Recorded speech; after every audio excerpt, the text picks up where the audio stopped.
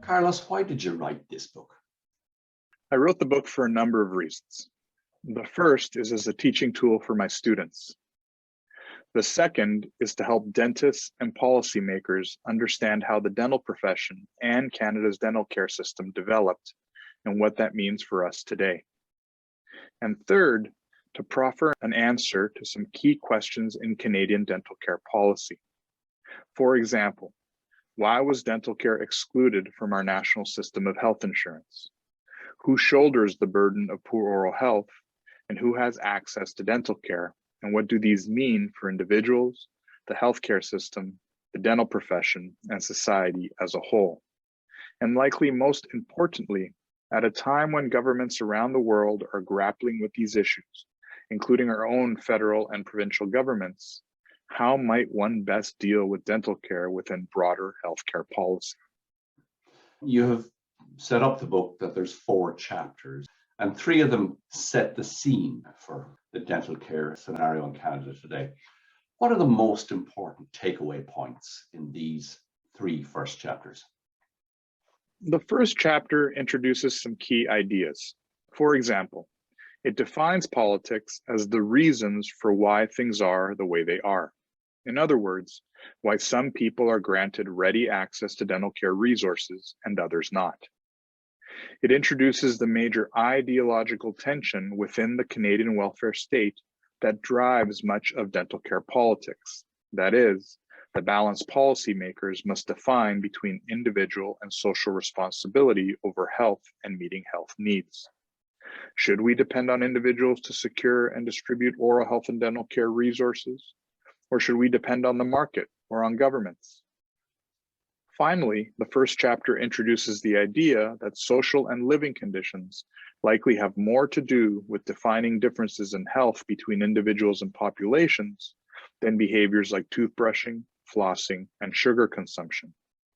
The second chapter demonstrates how the tension between individual and social responsibility has driven dental care policy, given us the dental care system and the dental profession that we have today.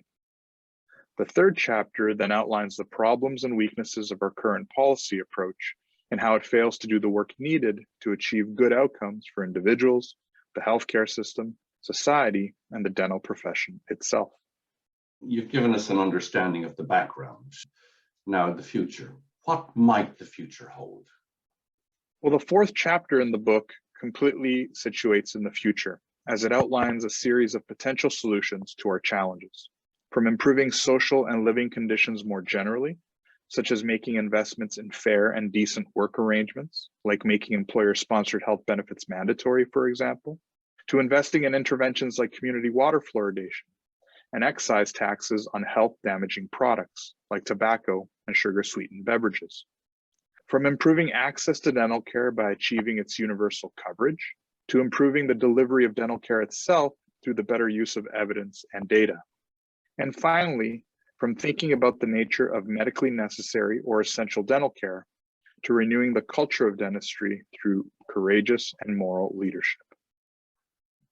Picking up from the culture of dentistry, what does the dental profession need to be thinking about and acting like in order to have a preferred future?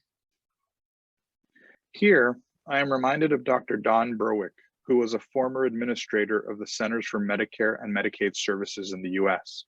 Berwick spoke of a new moral era in healthcare, where the benefits of things like evidence, data, and accountability measures would be balanced against the benefits of healthcare professionalism. In other words, I think that dentistry needs to engage the modern tenets and mechanisms of responsible healthcare provision while renewing its virtues. That is, the dispositions of character that define dentistry as a regulated and caring health profession. If dentists do not do this, I believe they will fully relegate themselves to the back corridors of healthcare and even risk their status as regulated health professionals. If I want to get a hold of your book, or if any of our listeners do, how can we do that? The book is easily found online. Just type in the politics of dental care in Canada in your web browser, and it will take you to the publisher's website or other websites where you can purchase a hard or soft copy. Thanks very much, Dr. Carlos Quiñonez. Thank you, John.